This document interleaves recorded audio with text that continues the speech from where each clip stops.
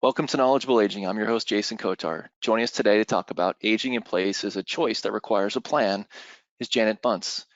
Janet Bunce, founder and owner of Your Age in Place Plan, is an aging life care professional and certified geriatric care manager. She specializes in helping clients achieve their goal to remain in their homes as they age, aging in place. In over 16 years of working with older adults and their families, she has been able to establish what determines successful aging in place and demonstrate that doing so is a choice that requires a plan. Janet is on a mission to help people enjoy empowered lives aging in their home of their choice. How are you doing today, Janet? I'm fine, Jason. Thanks. How are you doing? I am doing well. Thank you for asking. I am looking forward to our webinar, but before we get started, Janet, for those that are joining us for the live webinar, if you have any questions, type those questions in. Time permitting, we will do everything in our power to get your questions answered. So Janet, I am going to turn it over to you. All right. Well, thanks. Jason, I'm so pleased to be here today to talk about aging in place. It is a passion of mine, and over the years, it's become so clear to me the significant difference that it makes in people's lives. So I'm very happy to transmit this information to your viewers today. So in 2018, AARP conducted a study of people 50 years old and older to see their positions on aging in place. And they found, not surprisingly, that 75% of people 50 and older have a goal to remain in their home as they age. So I have to say, I don't think it's any kind of breaking news. If you ask people over 50 if this is their goal, they will fervently say yes. But it was important to get numbers to this trend and to have an organization like AARP do that study. All that said, I love this quote at the bottom here: a goal without a plan is just a wish.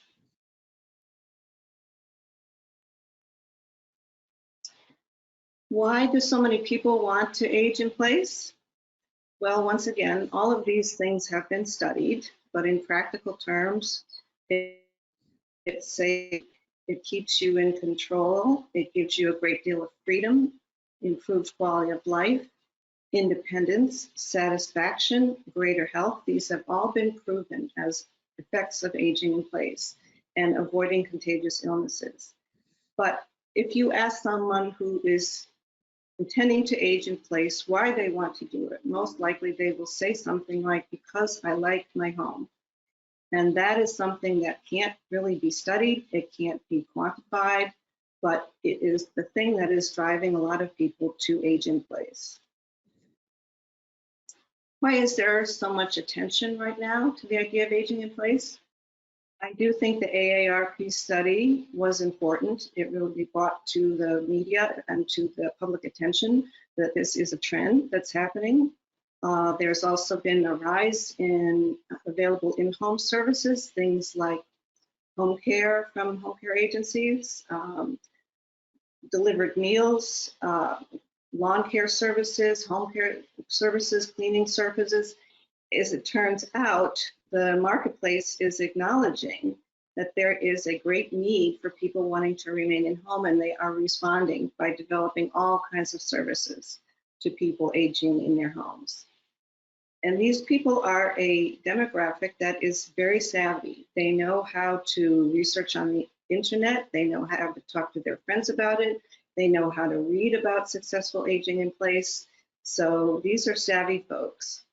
And the other major influence, unfortunately, is the effects of the COVID-19 pandemic. For the last year and a half, we've been hearing almost every day on the news of the tragic effects of COVID-19 on people living in nursing homes. And this effect is definitely driving more people wanting to remain in their homes. And I think it's an effect that we're going to be seeing for some time to come. What's the key to successful aging in place? It's quite simple, actually. It's not easy, but it is simple. The key to successful aging in place is attending to the details. I'm going to say that again, Jason. Attending to the details. The thing about details is that they're often very small. So they're easy to overlook, they're easy to deny, they're easy to discount. That small detail won't affect me? So people are just human nature. It's a tendency to overlook the details, but successful aging in place is every bit dependent on attending to the details. What does aging in place actually mean? It is the active, intentional process of continuing to live in the home of your choice. So let me unpack that for a minute. The active or proactive, it means being proactive and ongoing active. It's an intentional process. You have to really want to do this and be intentional about how you proceed. It's a continuing practice. It doesn't end. Aging in place isn't a destination, it's a process for you to live in the home of your choice. What is a home of choice? Well, on the left-hand column, we can see where home is. It might be the house you raised your family in. It might be a retirement community. It might be independent living, assisted living, a condo. Living with your children is becoming quite popular. Senior co-housing or some kind of senior housing development. The good news is there are a lot of options these days for people to remain at home, at the home of their choice. In the right-hand column, these are the places where home isn't. Home is not an emergency room, a hospital, or a nursing home. But let me just clarify, I do not have anything negative to say about emergency rooms, hospitals, or nursing homes. They serve a vital, important purpose for people who need that kind of care at a particular time. What I'm trying to emphasize is that by planning to age in place, you can avoid or limit the possibility of having to be in an emergency room, hospital, or nursing home. So that's an important distinction. What is an age in place plan? It's actually a written document that identifies the details. Here we are talking about details again. What it will take for you to remain in the home of your choice. So it's a document that explores these 4 categories. What will it take to keep you happy living in the home of your choice, or healthy, or safe?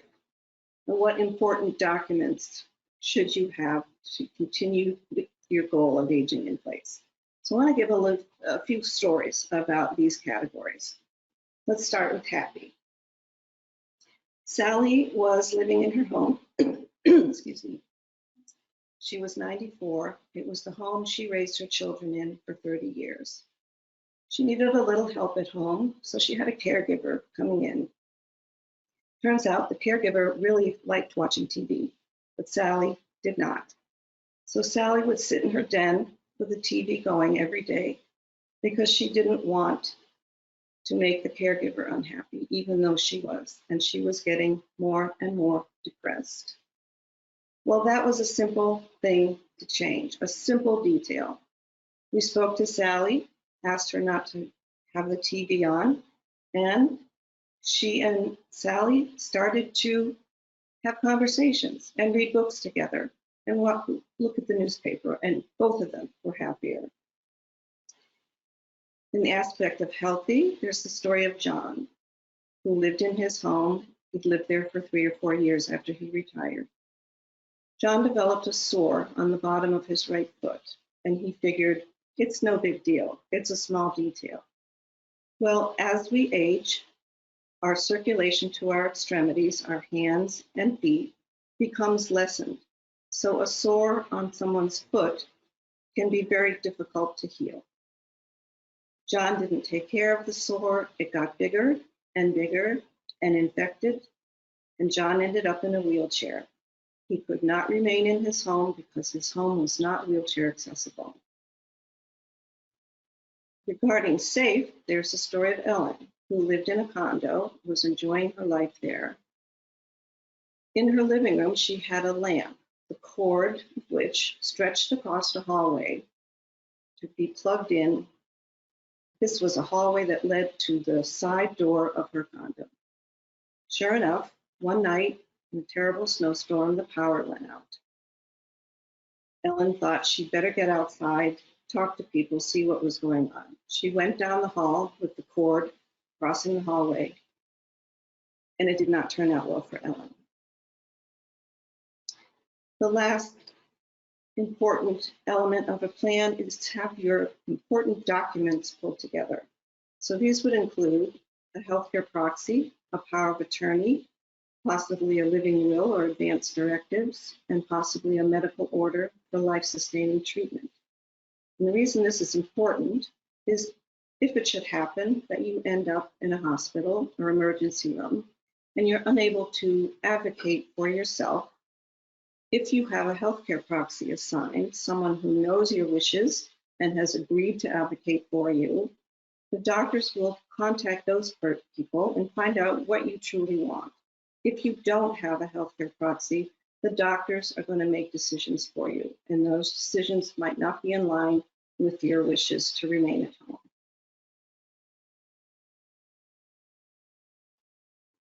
Who should have an age-in-place plan?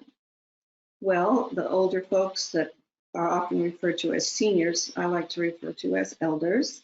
These are the people in their 70s, 80s, 90s, maybe in their hundreds, who are having very much the intention to remain in their homes. Then there's the category of retirees, people in their 60s, maybe 70s, who are really starting to think about what future holds for them and what they want in terms of a living situation. This next category, I love this new word, pre-tirees. These are the folks who are maybe in their 50s and 60s, and they're starting to think about what they want for their retirement years. The category of solo agers is the folks who don't have partners or children. They've managed on their own most of their lives, but as they're getting older, they are acutely aware of the need to have a plan because they don't have someone to step in if they get sick and decisions need to be made. They need to have things written down. And last are the sons and daughters of aging parents. Oftentimes these days, sons and daughters live at a great distance from their parents. And for them to know that there's a plan, something written down that's been reviewed with their parent that describes what the needs and interests are around aging in place can be tremendously satisfying and reduce a lot of stress for the sons and daughters. How is an age-in-place plan created? Well, it's a one-on-one conversation with an age-in-place expert. And what I want to emphasize here is that it's truly a conversation with an older person and someone creating their plan. It's really great that nowadays there's a lot of information on the internet about aging in place and how to do it. There are lots of books, there are checklists, there are things on the internet that you can read. That's really good news. But what I have found is unless you're having a one-on-one conversation with a person, some of the details don't get brought up and therefore they don't get addressed. So having that actual conversation with someone creating this plan, I believe is key. The conversations can take place virtually over the internet, like on a Zoom conference, or they can be by phone, whichever works best for the person creating a plan. What exactly do you get with an age-in-place plan? You get actionable steps, fully customized to you, your needs and interests. So as we go through an age-in-place plan, when we identify details that need to be addressed, we also identify what action steps you can take to address those. So it's actionable information. It's also a roadmap, or maybe I should say a Google map, to guide you on your journey of aging in place. And it is a journey. It's not a final destination. It's a journey all along the way. So when you have a roadmap and you're on a journey, if you come across an obstacle or a decision to be made, if you have a plan, you can make a more informed choice about whether to go left or whether to go right. So a roadmap is essential, and it's also a guide, again, for your children to look at and refer to in an ongoing way to help you age in place. An age in place plan is a proactive document helping avoid short-sighted, undesirable, and reactive solutions. If you have a plan and you stick to your plan, you keep it as a reference, if something should happen in a crisis situation, you still have the plan to refer to. You don't have to react in a short-sighted way, which may not support what you had in mind for aging in place. Here's Sally again on her front porch, saying, now that I have a plan, the fear that I couldn't remain in my home is replaced by a sense of freedom and optimism. The value of this is immeasurable. This is not something that can be studied or calculated or objectified in a research study. This is Sally sitting on her porch. She's living the life of her choice in the home of her choice. Very good. Thank you, Janet. Lots of really actionable information for people. There are quite a few questions that have come in. The first one, you mentioned family or children. The first question speaks to, if I create a plan, who should I share it with? That's a very good question. And I would suggest that you share it with anybody and everybody who might be helping you on this journey of aging in place. It could be your children, it could be your lawyer, it could be your power of attorney, most definitely, your healthcare proxy if it's not one of your children. Share it with as many people as possible so that everybody is clear on what your intentions are. Okay. Well, there's a follow-up question to that. They just they just typed it in. It says, how often do I need to update this plan? That's also an excellent question. I would say I would update it when a person has any new information about their health status. Anytime, maybe every 6 months, definitely every year, to be sure that you're still on track for aging in place. Will insurance cover the cost of this plan? Unfortunately, no. Medicare and other insurances have yet to see the wisdom in a long-range view in planning. They more deal with things in the immediate sense, medical issues and so forth. So that would be my hope, that someday they would see the wisdom in this. Yeah. Somebody else asked, does a person need to have a lot of money to create a plan? No, it's not expensive. And I often talk with people about the financial side of things, and to say that costs for a nursing home are between $400 and $500 a day.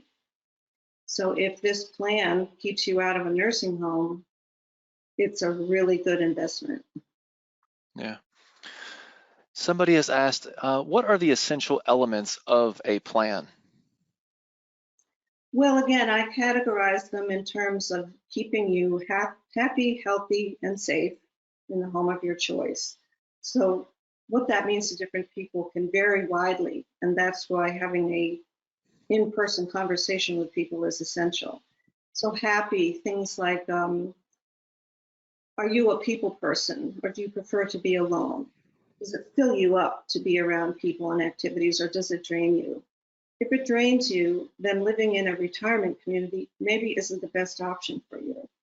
That's the kind of thing we look at. Healthy, we look at people's medical conditions if they care to share them, and get a sense of the implications of those conditions on their ability to remain in their home, and what kinds of things might be put in place to really address those specific situations.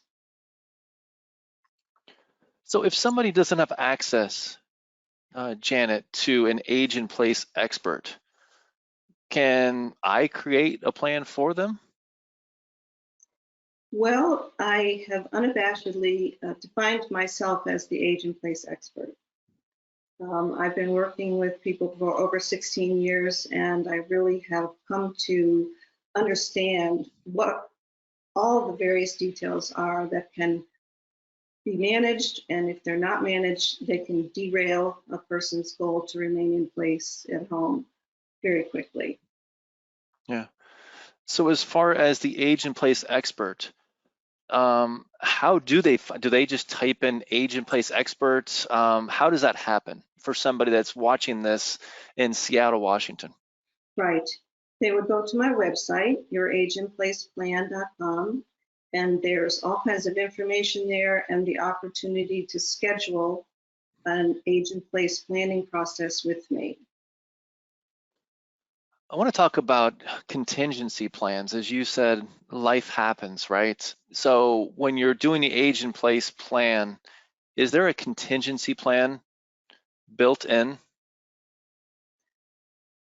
Well, the actionable steps can become contingency plans, most definitely. And that's an interesting topic to explore here. We might build into the plan, if this happened, then this. If this happened, then this. So that's a very good question. And I think having contingency plans would be important. So I want to talk about your involvement in the aging in place arena for the last 16 years. What changes have you seen as far as our aging population and their want to? I mean, we saw the AARP study, but you've been in the, involved day to day really with our aging population, and not just them, but their family members, caregivers, et cetera. What can you speak to on that? Well, one thing, Jason, is that people are living longer, obviously, and since that's happening, they're living with medical conditions a lot longer than they would have in the past because there are medications, there are treatments, which is all great. But when they stay in their home, they're really requiring more assistance. And it's the place for the home care agencies. There was an article, there's a blog on my Facebook page about a program called Hospital at Home. It just shows you how people are picking up on this trend and wanting to satisfy the needs of this market. The other trend is that adult children are living further away more.